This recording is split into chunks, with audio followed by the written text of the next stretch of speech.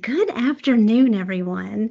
Welcome to Take a Bite out of Custom GPTs and Gems. And we were talking a few minutes here before we got started about just how fast November and just the fall in general seems to have gone. So I just really appreciate you taking time out of your afternoon and your super busy schedule to be here and learn a little bit about, just what's new in custom GPTs and gems.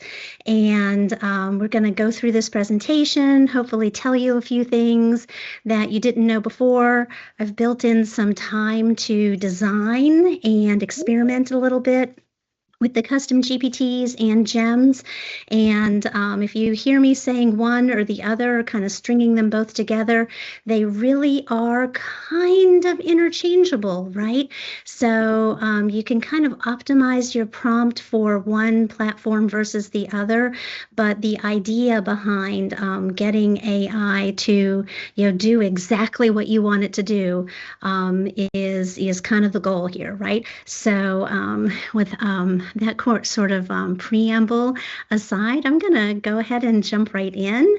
You have the link in the chat, and I am noticing that Lindsay has joined. Woohoo! Sparkles and confetti up in the chat. Just in the nick of time. So sorry. Yes, I'm so happy. So this is going to be on the recording too, but I don't care.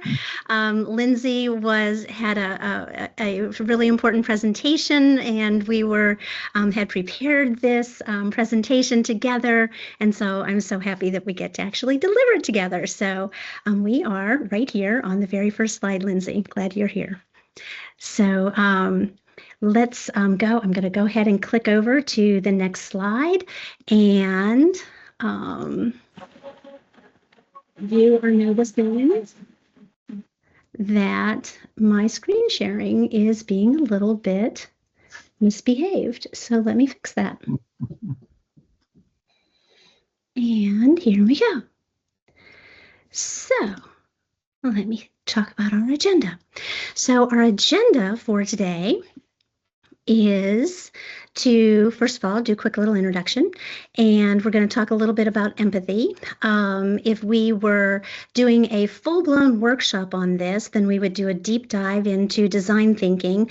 And when Lindsay and I were talking about talking about this version of our presentation, we kind of debated about whether or not to leave in or skip over some of the design thinking slides. And when we get to that, we want to make sure that you have these resources in case you want to take this slide deck and make a copy of it and use it as a staff development resource. So we've left all of these things in there, but we're going to kind of go through it a little bit fast because we only have an hour with you this afternoon. But we do have a bunch of design thinking resources in here for you to think about. But we're going to spend the majority of our time looking at behind the scenes with custom GPTs and gems.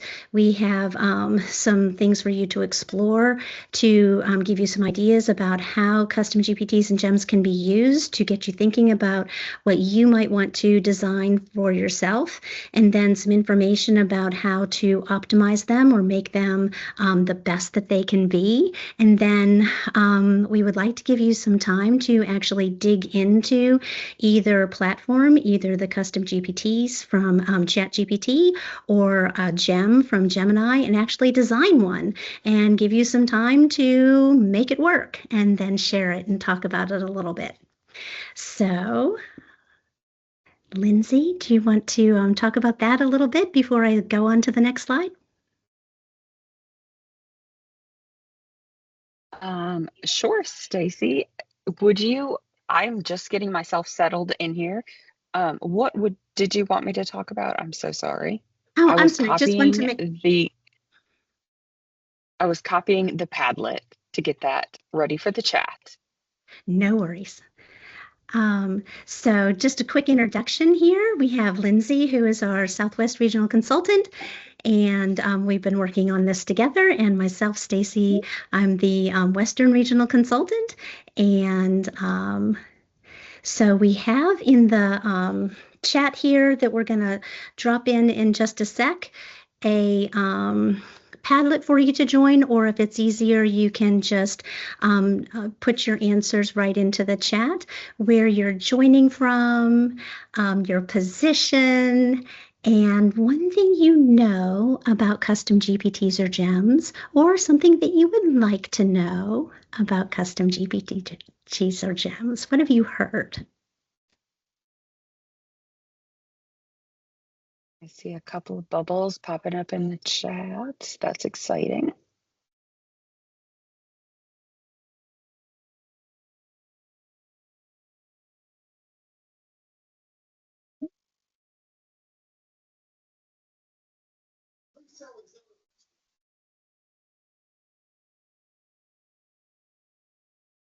We've got Dale joining from Linkmore. He's a tech director, and he's just excited to learn more about GEMs in general. Hopefully, your mind will be blown, Dale, and you'll be like thinking about all of the cool things that you're going to create after this webinar. We have Meredith, who's our digital learning consultant in the Northwest. And she likes GEMs and GPTs because they streamline repetitive tasks. Absolutely.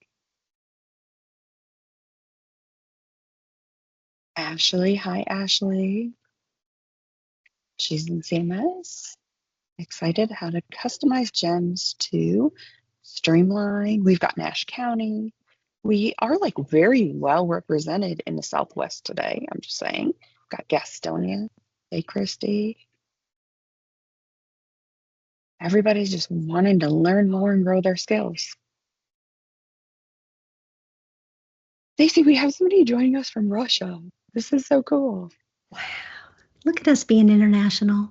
Oh my gosh. Far reaching today. Thank you for joining us. This is amazing.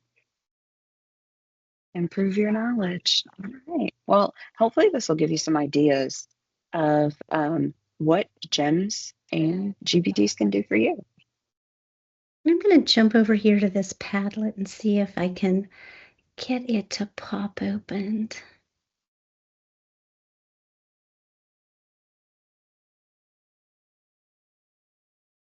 While people are adding it in there.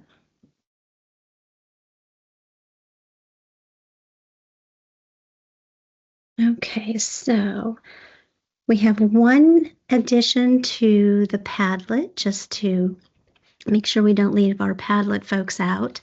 David, Tech Director at IC Imagine, over in Asheville. So thank you for jumping in the Padlet. And just to kind of give a shout out to this awesome Padlet and our shark theme, we have a bunch of columns here, so you can see towards the middle to the end when we start actually exploring and creating with either GEMs or GPTs, there's some spots for you to share your links and kind of share the love here. And we've got a couple of things that have been popped in here from previous. And then all the way over on the right-hand side, you can see there are some session resources. So you kind of have things in a couple of places where you can access some of the resources that we're going to be looking at during the webinar. Okay, so let's go on to the next thing. So as I was saying in the beginning, we really didn't want to limit ourselves just to custom GPTs or GEMs. So we have a choice of platforms, and whichever one you feel most comfortable with, or if you want to, start with custom GPTs and ChatGPT and you have access, then feel free to stay in that lane. If you want to experiment with Gemini and GEMs, then we're going to pop over there and show you how to access Gemini and GEMs. So you really have a choice of where you want to build your customized AI. So one of the things that is kind of breaking news is that OpenAI just released access to ChatGPT for teachers. It used to be that you could only create a custom GPT if you had the paid version of ChatGPT, and so that was fairly limiting. But if you have been verified through your school district and you have access to ChatGPT for teachers, then now you also have the ability to create custom GPTs. So the link is there for more information about that. And then Gemini and Gems, of course, is part of your Google Workspace if you're a Google district. So you can create gems through Gemini for Google.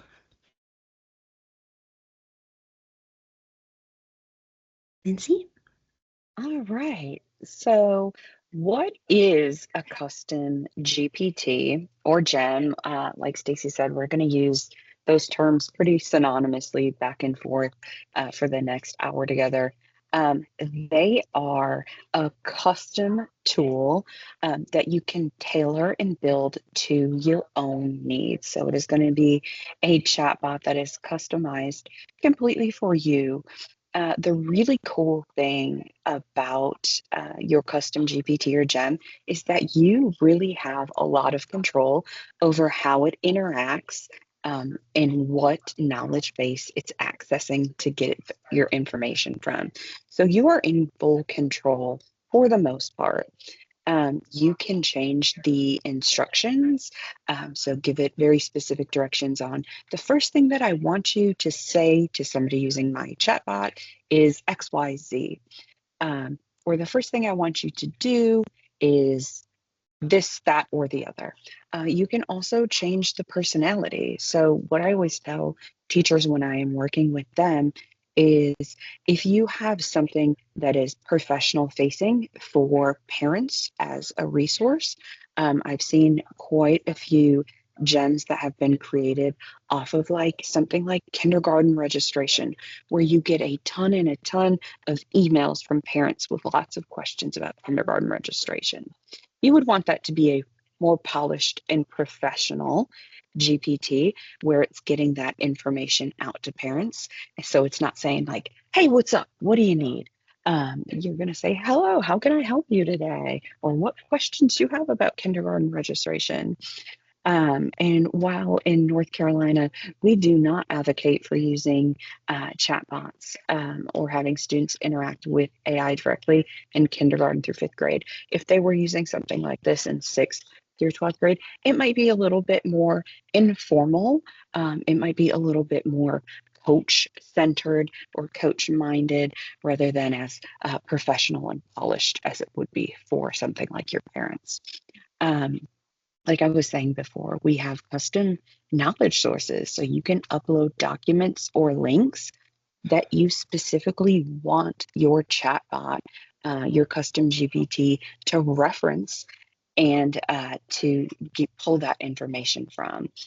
If you are a bit more technical, you can also connect it to applications and do API integrations and databases as well. So you can really tech out with this, which is pretty cool. And then you can also brand it. So if it is something that is for your school district, you can stick your school branding and naming conventions on there and create icons and upload those. So it looks and feels like something that is built for your school district by your school district. All right, I think that's that. Okay, so with all of that said, hopefully that's given you some background and gotten your ideas flowing about what you might want to create with either ChatGPT or Gemini and Gems. So we wanted to give you a chance to maybe explore around a little bit. And you see, we definitely have this whole shark theme going on here. So this next part is snorkeling with the sharks and exploring either on the ChatGPT side with a custom GPTs that have already been built, So we'll show you where to find those, and or with Gemini and gems and some of the gems that have already been built, just to give you an idea of how they work, things that have already been built and created. And as you are exploring, just make a note of ideas that catch your eye right away. How do they, how do you interact with it? How are you interacting from your point of view? And then as you're thinking about the ones that you might create, what do you like about it? What do you first notice about the way the designer created their AI interaction with their user? So how did they make that happen first? And then try to make a note of what useful ideas you might want to try to incorporate into the custom GPT or the gem that you're going to create. So kind of just be an explorer, and then make notes of those features that you would like to integrate into the design that you're going to create. So when we take a look at it, how do you get there? Over here on the gem side for Gemini, you will, if you go over to your waffle, then you're probably going to notice that Gemini is living right there someplace in and amongst all of your apps. Now you can type in Gemini and search for it and go there through your address bar. But in Google Districts, you're also likely to see it here in the drop down. And once you open that up, you'll notice you have your new chats, any previous chats that you may have had, but then you'll see the little gem icon and explore gems. And when you click on that, you'll be in the right spot. If you're in ChatGPT, then you will notice a similar arrangement. You've got your chats, searching your chats, and then as you scroll down a little bit, you'll see these 4 little dots in a square, and just GPTs. And when you click on that, that'll open up a screen that shows you a place to explore GPTs that have been put into the GPT store. So let's take a second. I'm going to show how that works over here there's my waffle right there. And scrolling down, you can see Gemini's living right there. You can see all sorts of things that have been going on. And there are my gems. There's an existing gem. But if I click on them, you can see existing gems that have been pre-made by Google, and then this one little lonely gem that I created. Stacy, can you click show more? There are a couple more. There are 4 more that will be added. So there's only a total of 8 pre-made gems by Google. Okay. Just a heads up there. Now, just a little kind of Easter egg sort of situation right here. If you click on this little treasure chest, it will take you over to this website by Eric Kurtz. And holy stromboli. I don't know if that's a phrase, but there it is. Everything's about food with me lately. It is now. I like it. So if you click on this, let's take a look at accelerated learning. It takes you to a little page where you can use and explore and play around with the gem directly. And you can also make your own copy. And it describes it. That's another way to explore some extra gems. And then over here with GPT, same thing. You would go over to ChatGPT and find Explore.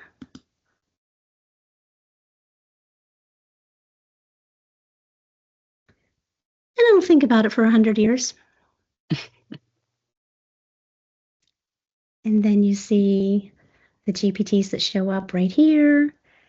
And you can look around. You can search for ones by topic and do some exploring. I feel like you could get lost in the chat GPTs for life, but probably Eric Kurt's GPTs, you could get lost in there for a while. Yeah. Stacey, what do you think? Shall we give them 2 minutes or 5 minutes to look? Let's split the difference. How about Okay, 3 minutes? 3 minutes. Let's do it. All right. So 3 minutes exploring your gems, and you are looking for something that catches your eye, something that would be like, maybe this is handy. Maybe this would be handy.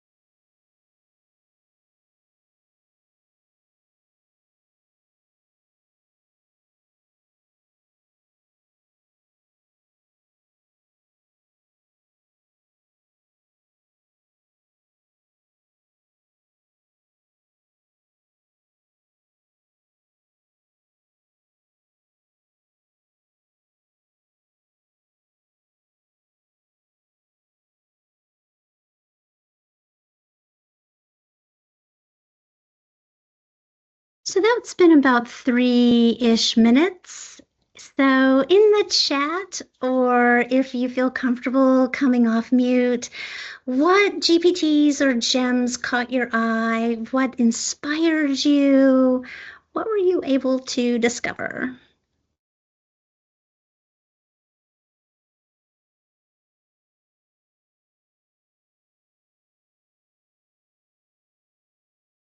Stacey, they're still down there in the dungeons, the Gemini dungeons.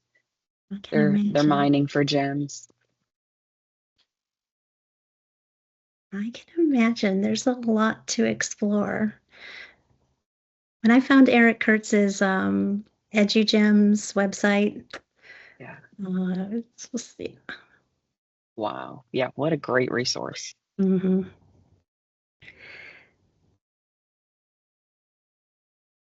Does anyone have, did anybody find anything that would be beneficial to share with the rest of the group?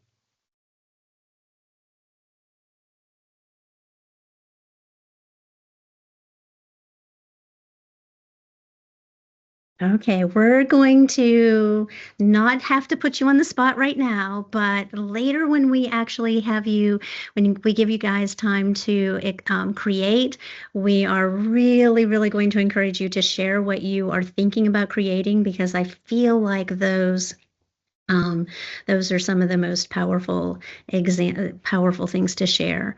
Um, Oh, we did get a couple stays before we move on. Excellent. So Okay. we have Natasha is excited about how you can upload files directly from your Google Drive for gems. Great for uploading standards, which we're going to talk about a little bit more in a second. Some technical requirements that might help you to be more efficient. Um, Meredith found AI prompt doctor. I'm going to have to look at that. So helps you improve your prompts and beef them up. Um, Generate safe images for students. That sounds great. Two truths and a lie for Eric Kurtz. Interesting way to challenge student learning as well. And then Jessica's been working on the Learning Coach Gem, using it for reviewing content or other tests and providing upper grade levels as to use it as tutoring. Awesome. So thank you guys. So giving people typing time, note to self. No, it's Yes, hard on a webinar. yes, thank you guys. Appreciate that. So, and we'll give a shout out to Eric Kurtz about how inspiring his website is too. He's great the way he shares like that.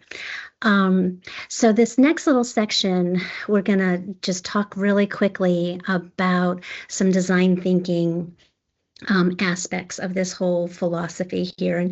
And I think in the chat, you guys are, you're exhibiting that without us even really talking about it.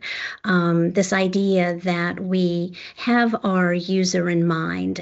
We're either designing something for ourselves and we know exactly what we need, but then we're also sometimes designing for either our parent audience or our teachers that we're supporting or our staff that we're supporting. So, who is that end user?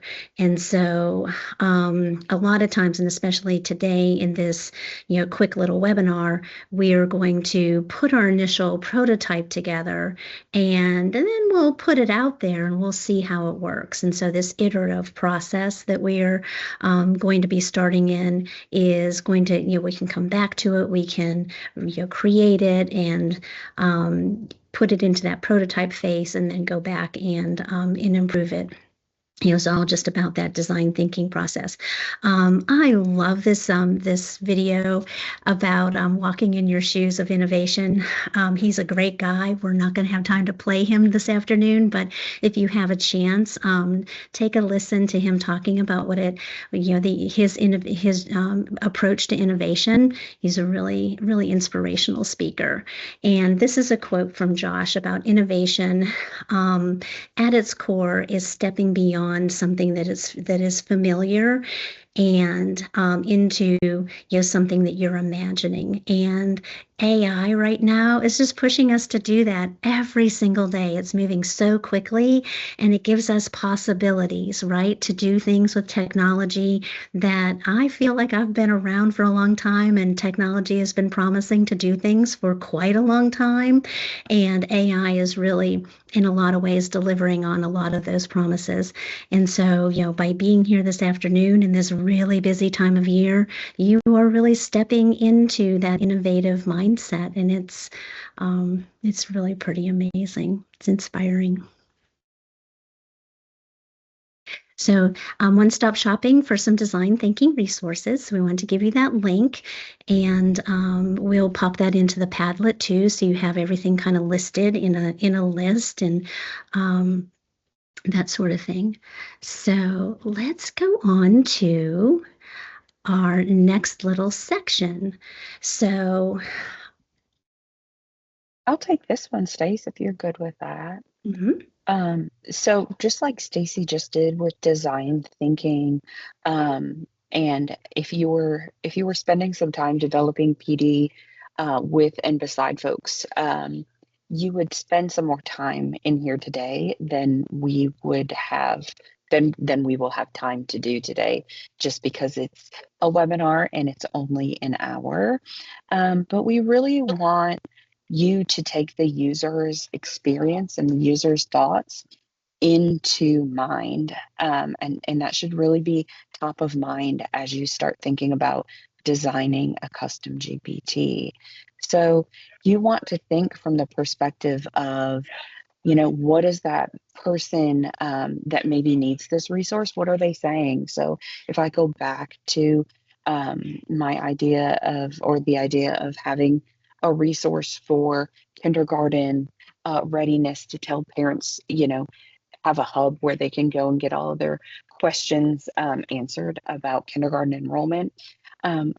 You would obviously do that only if that was a need, which goes back to design thinking, but thinking about, what is that parent that's going through this maybe saying, thinking, feeling, and how do you know that it is something that's needed?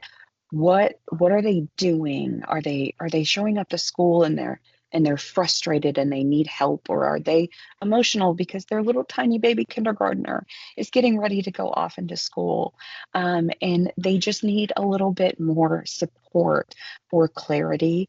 And this is a resource that could be there to assist them in providing that additional support and clarity and peace of mind as they were going through. So if we were doing this face to face and we were all together and maybe had an hour and a half or 2 hours of time, we would actually have you go through and fill out an empathy map. Obviously, it does not need to be a Shark Tank themed empathy map. It could be just a general empathy map, but really getting into the spirit and the thinking of what you are designing for and what their needs are.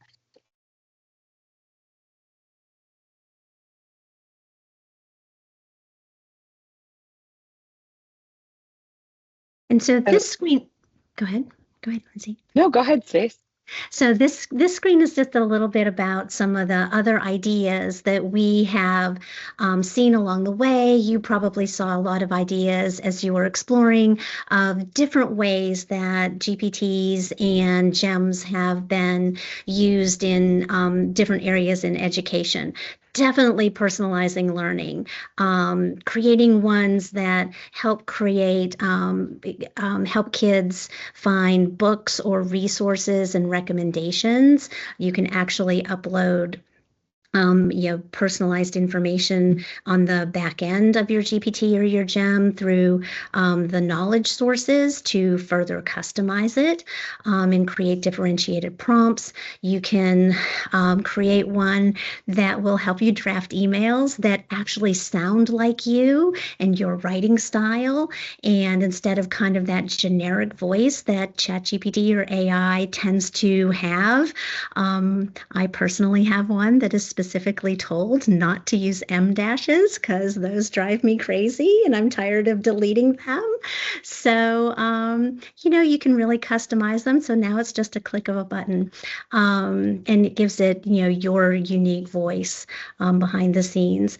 Access and inclusion for multilingual learners, providing simplified explanations. And all of these examples on this screen are cases where you can write that prompt out into your AI every time you need these things. But when you find yourself repeatedly doing the same task and typing it in, more than 1 or 2 times a week, you should think to yourself, you know what?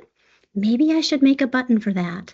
So instead of typing it out every single time, you just click a button and it does it for you, right? So it's that quick little thing. You're saving a few minutes, you're saving 5 minutes, and it's making things faster. One of the things to keep in mind, the differences between, say, a GEM versus a custom GPT are the things that you can upload behind the scenes. A custom GPT will allow you to upload 20 files to its knowledge base. So if you're thinking, maybe I want to upload my standards or my pacing guides or examples of my lesson plans and things like that, you can put 20 of those into a custom GPT. You can put 10 in for a GEM. them. You do have to keep track of file size, so there are some limits there. And there are some limitations on the type of files. So, and you'll notice that when you get into the actual system, but we wanted to make sure we pointed that out. Another thing that when you're designing your GPTs, that it would be good for, maybe your second time around when you're iterating for, really making your GPT or your gem the best it can be, is to optimize your data and your prompt to make it as streamlined as possible. So, cleaning your data. Uh, we have a lot of files that are PDFs, and those are formatted for humans, right? And they're not as optimal for machine readability. So if you have time, you could go back and clean that up and make consistent labeling across your columns, and clean all those codes up. For today, obviously, we're not going to do that, but that's something to keep in mind if you really want to keep that, make your GPT work the best and be as error-free as possible. So avoiding banners, straightening up your PDFs, reducing merged cells so that your AI can read the data as clearly as possible. So the reasons why you would want to do something like that would be to increase the performance and speed, to increase the accuracy of your AI, so that what we see as mistakes on our end as humans sometimes is a little bit of difficulty that the AI is having with actually extracting the data out of some of the data sets. So this screen right here on slide 21 is an example of where we took some of the PDFs that we have for our standards and put them into AI and worked with our AI to make it optimized into a more machine readable format. So you can see how that chat went and how it helped optimize the data. So when you click on this link, it'll take you over to the actual text chat conversation with ChatGPT to optimize that data. And it's possible to do. You have to have some persistence with it, but it definitely works. So with all of that said, we want you to jump over to slide 22. This is also in the Padlet if you want to look at that column and find this resource. But there's a really good worksheet right here called the Custom GPT Builder Worksheet. And if you click on this, it will give you a copy of a worksheet that will take you through defining the role and the guardrails and the task for a GPT or a gem that you would like to build. And Lindsay, do you want to talk about the Design Studio GPT? Yeah, so in the, sense of making anything and everything a custom GPT or gem, I actually took this worksheet and made it a gem. So it will actually go through and ask you step by step the same thing that you would fill out in the worksheet, but it's just designed for either a gem or a custom GPT. So if you don't want to fill out the Google worksheet, you can also use those for resources too. And then you will literally just be able to copy the body of what it will actually just spit out, an overview of all the things that you have talked about. And then you can just copy and paste it directly into your custom GPT or gem that you're building. So the design builder GPT is really awesome. You just interact with it and it will, and all you have to have is an idea of what you want to design.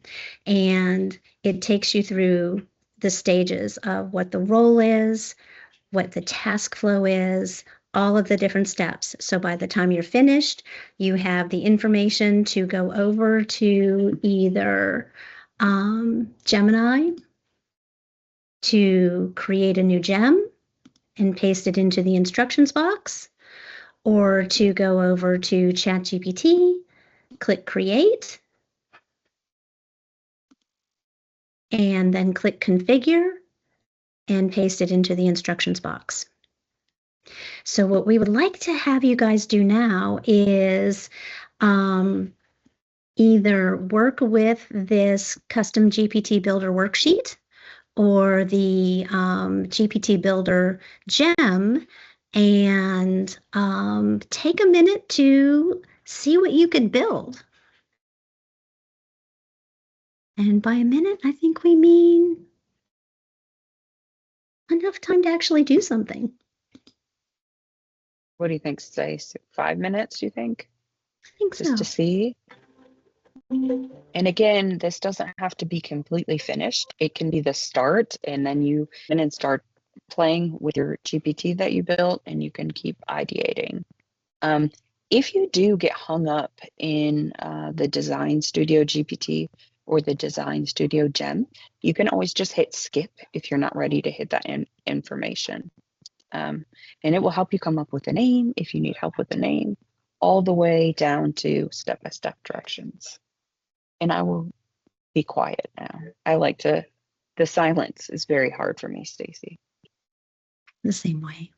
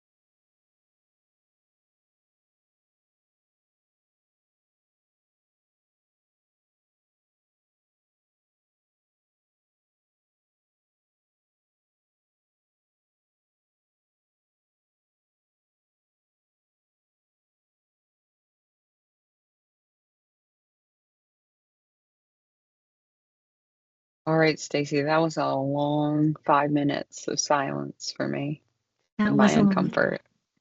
that was a long 5 minutes. It's always longer when you're not working. I So what did you agree. guys have a chance to create?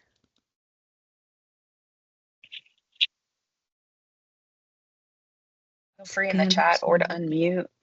yes. So we have sharing is caring, everybody. Now, you can always Oh, go back and edit both your gem or your custom GPT. So when you click save and update, you always have the option of going back. There's an edit button, there's a little pencil. So, nothing is ever, final with either one of these things. So if you would, paste a link either in the chat or over here in the Padlet. Let us know what you've created.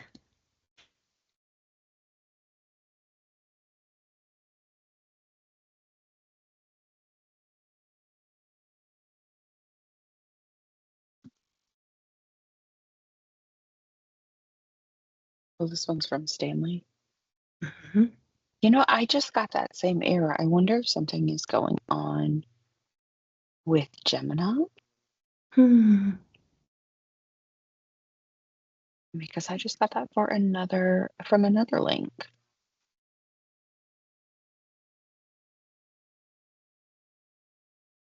Or maybe their gem hasn't been published yet, Stace. It could be. So if you go over to, let's see, I'm going to go back to here and open this up. So if you've got your title, you've written your instructions and there. So, you've written it, and then you click update, right? And you'll get this little button that says share. And you'll have some choices here. So you would have to make sure that the access is set correctly and then copy the link. Stace, can you hit the back button to show them another way? So if you look at Stacy's phenomena-based web designer, she also has the ability to share directly from that link as well. Mm-hmm. And Same then, exact pop-up. yep, check that. And then make sure you've got it right here. And then copy the link. It looks like we have somebody who created an English grammar exercise generator, which sounds really fun. Meredith created a GPT to help outline PD sessions, which sounds amazing. Mm-hmm. And she's in the iteration stage right now. She's going to keep tweaking that baby. Mm-hmm. I can't wait to see that. That's amazing. We'll see if I shared this one correctly. That should work. Yep, Well, it that one works. works according to me, right? We had one 2 weeks ago where they did a chatbot that was an accessibility checker. So you could upload presentations and websites, and it Mm-hmm. would give you a compliance checklist, which was also fantastic. And that, I think that is still in the Padlet. So you would be able That's to, mm-hmm. So anybody can access that one then yep, and use it. there you go.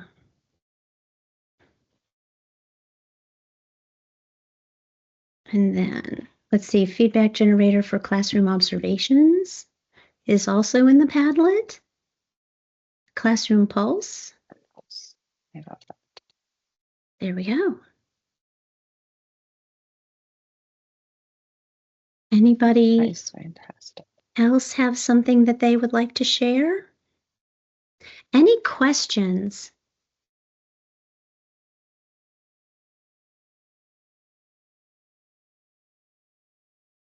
I like to tell people as they're building their gems and GPTs, it can be as technical as you want it to be, or as least technical as you want. So you really um, do have control of what you are adding and how quote unquote geeked out you can get with something. So, if you are uploading 2 PDFs, it's probably fine. But if you're uploading a whole bunch of PDFs, it's going to just slow it down. But it's just a really fun tool to just get in there and kind of play and experiment. And don't be afraid of editing and making changes because you're just going to keep ideating and it's just going to keep getting better and better.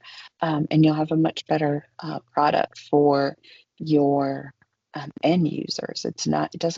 Shouldn't be a one and done situation.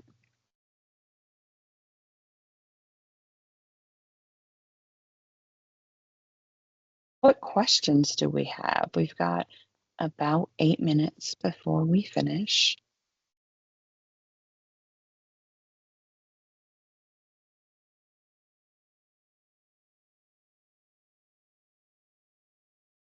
Oh, yes, Dale, I'm glad that you said that. If you don't sign into GPT or you don't have an account that is either an EDU account or a paid account, you're going to hit those token limits very quickly because it is a very robust tool. So even using my gem designer, that will just blow out your tokens very quickly because it's doing so much work in the back end. So Mhm. that's definitely something that you'll want to keep in mind when you're deciding which tool to design with and build with.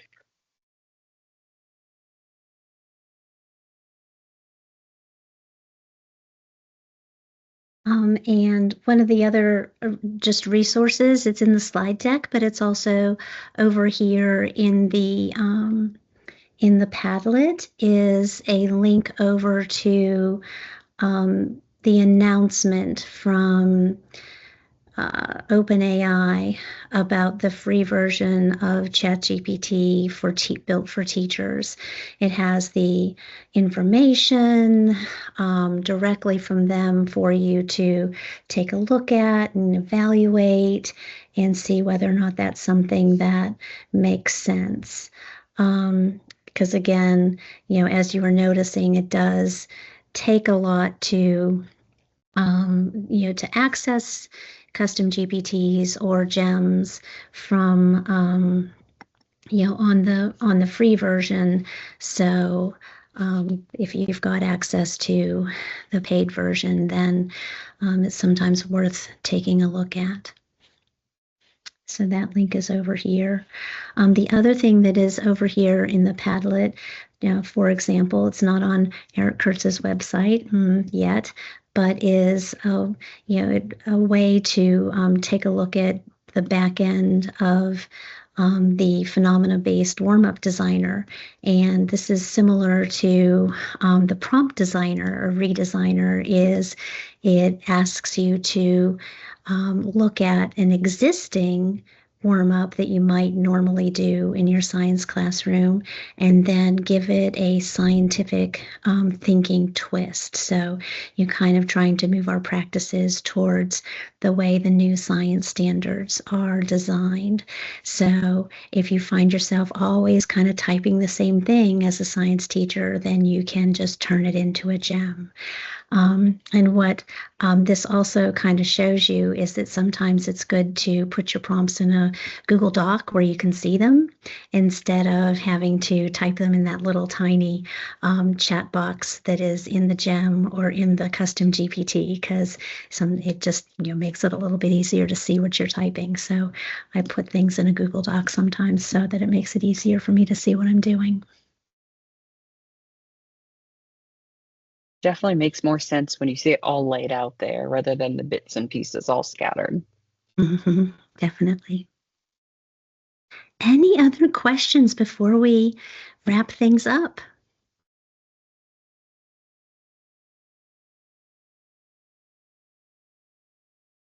Well, thank you so much for spending part of your day with us.